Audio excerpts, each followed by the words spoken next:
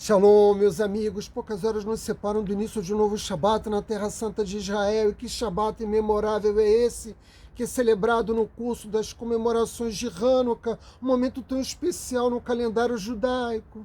E eu quero, antes de mais nada, dizer a vocês que eu sou terrivelmente judeu.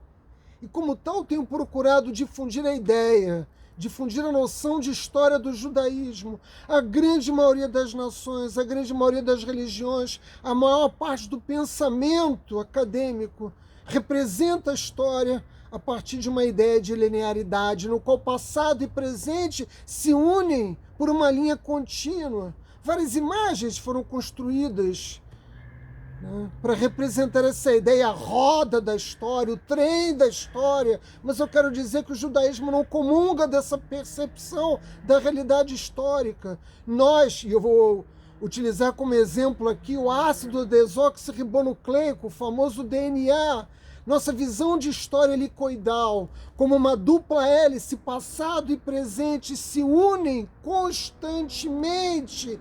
Portanto, não há um sentido de linearidade. Essa é a razão pela qual nós temos afirmado que os eventos do passado se revivificam a cada instante. Os acontecimentos que tiveram lugar há 2.200 anos atrás, a guerra dos Macabeus que derrotou o Império Greco-Sírio na terra de Israel, estão acontecendo agora. E é por isso que as lições do passado são também as lições do presente, porque aqueles mesmos fatos estão ocorrendo agora mesmo.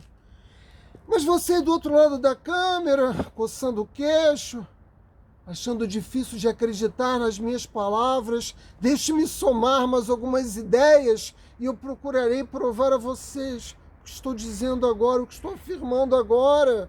O mundo físico, o Talmud relata, o Talmud nos ensina o mundo físico, é um simulacro do mundo espiritual, é tudo ao revés. O rico aqui é pobre lá, o pobre lá é rico aqui.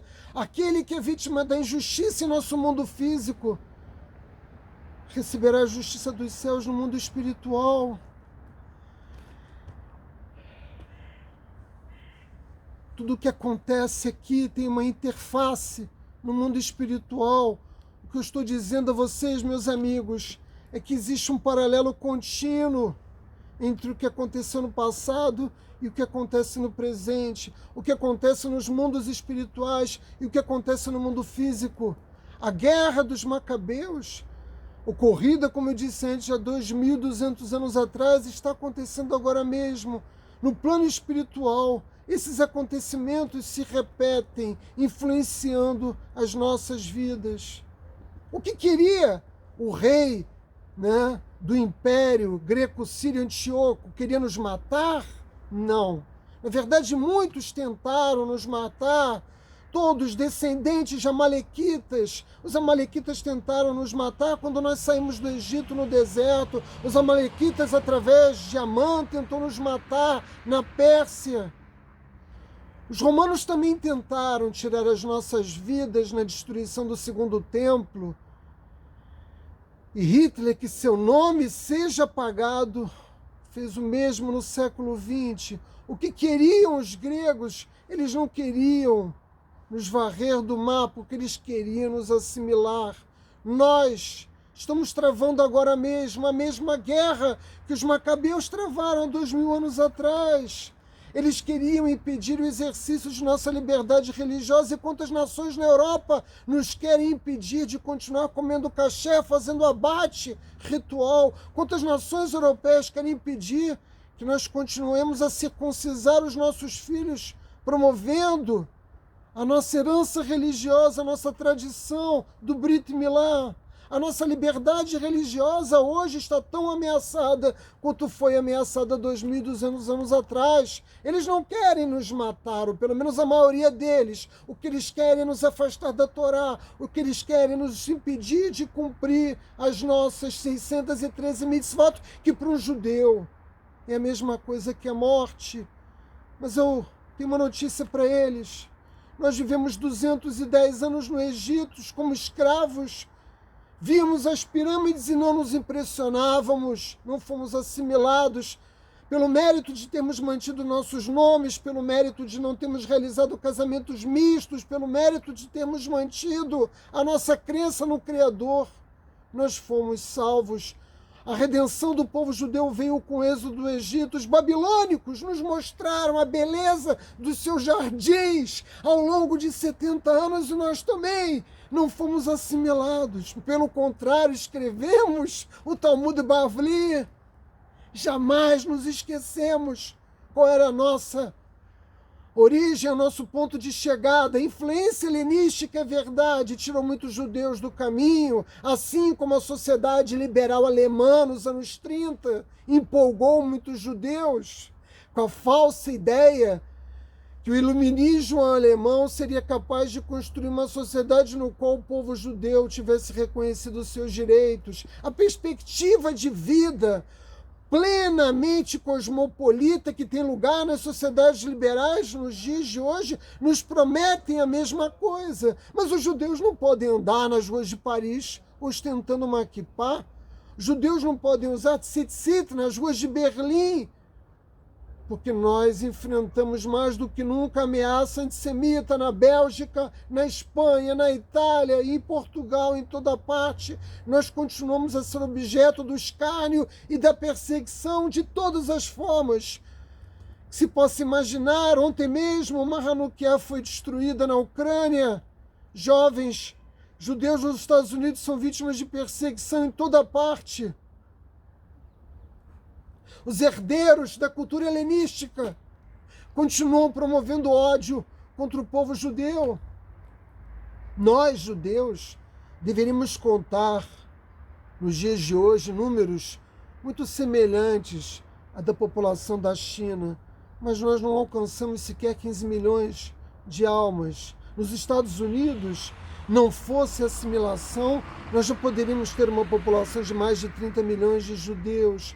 A força da assimilação é a maior ameaça à identidade judaica.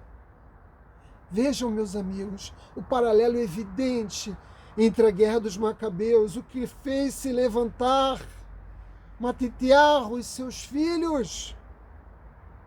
A luta contra a assimilação, a cultura helenística. Qual é a nossa missão nos dias de hoje? É seguir preservando com todas as forças. E por isso eu disse a vocês no início que eu sou terrivelmente judeu. Com todas as forças, a nossa herança cultural, a nossa herança de fé. Eu não gosto de usar a expressão religiosa. O judaísmo não é uma religião. A identidade judaica é ameaçada nos dias de hoje muito mais do que nos anos da Segunda Guerra Mundial. Nós perdemos muito mais judeus para assimilação do que os que tombaram nos campos de concentração. Eu estou gravando aqui à frente do Yad Vashem para nos lembrar o que fizeram os nossos inimigos contra o nosso povo. Há judeus que celebram o Natal e eles vão se curvar diante do Deus Mercado nos shopping centers, comprando presentes. O Deus Mercado os manda celebrar uma comemoração pagã. Vejam a força que a assimilação tem sobre as consciências de tanto judeu. A assimilação, contudo, não é um problema novo para o nosso povo, ao contrário, é muito antiga. Nós vivemos isso na Península Ibérica, quando fomos chamados a nos cristianizar na Espanha e depois em Portugal, e a pressão continua. Ela é muito forte nesse mesmo momento. E o antissemitismo tem lugar também em Israel. Essa aberração no qual, na nossa terra, nós também devemos lutar para exercitarmos a nossa liberdade religiosa. Mas eu tenho uma boa notícia para todos nós, para vocês que me ouvem. Yehuda Maccabi vive entre nós.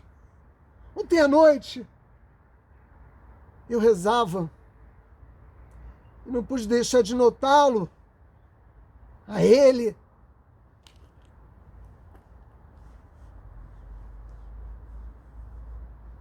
e também a seus irmãos, um pouco à frente, na sinagoga onde eu rezava.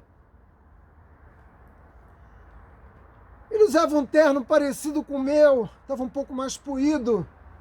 Os seus sapatos estavam um pouco mais gastos do que o meu. E as minhas últimas orações eu faço no último minyan, às 11 horas da noite. Mas eles estavam lá, firmes, a todo custo, nas yeshivot, em Israel e no mundo todo, lutando contra a pressão desse mundo que nos quer fazer desistir do nosso legado imemorial. E nós podemos ouvir os ecos das vozes dos macabeus e, sobretudo, da liderança de Matitiahu. Nós estamos, uma vez mais, numa grande encruzilhada, meus amigos, numa encruzilhada histórica diante do mundo helenístico e os seleucidas nos pressionando, não nos deixando em paz, tentando nos fazer renunciar ao pacto que celebramos, Abraão Avino, ao pacto que celebramos no Monte Sinai, de cumprir a lei do Eterno. E pasmem, meus amigos, o sionismo, inclusive o sionismo, tem tido um papel determinante, né? Tem realizado um esforço precioso no sentido de nos forçar a um processo de assimilação. O governo de Israel patrocina o terrorismo, disponibilizando recursos para a construção de novas residências para árabes na terra de Israel. Eles nos tiram os poucos recursos que nós utilizávamos para manter os nossos filhos nas creches. Nos tiram os poucos recursos que nos ajudavam a mantermos acesa, viva, a chama da Torá nas yeshivot. Nos punem por sermos judeus. Há recursos para pagar nas cidades pessoas que distribuam comida para os gatos. Pasmem, meus amigos, mas não há recursos para que um judeu religioso possa pagar uma creche religiosa, naturalmente, para seus filhos. Eu devo dizer, essa estratégia não vai dar certo. Quando o nosso povo é ameaçado nos seus valores fundamentais, é quando ele fica mais forte. A tentativa de esvaziar a vida religiosa em Israel não logrará êxito. Muito pelo contrário, nós sairemos cada vez mais fortes. A revolta dos macabeus já começou e ela tem lugar em cada bairro religioso de Israel. Quando vocês assistem essas imagens que circulam o mundo dos conflitos envolvendo os judeus religiosos com a polícia de Israel, saibam, é a revolta dos macabeus. Cada bairro, em cada lugar, e essa onda não vai parar. Os judeus religiosos não vão aceitar a força das ideias de assimilação promovidas pelo governo de Israel. Se os gregos, e parece que Gantz, Lapid, Lieberman e Bennett parecem não ter aprendido com a história, e eu vou lembrá-los que se os gregos nos tivessem deixado em paz, eles não teriam manchado com seu próprio sangue a terra de Israel. E como eu disse, a voz de Matitiahu pode ser ouvida, ela ecoa no tempo, ela já é ouvida nos portões de Jerusalém.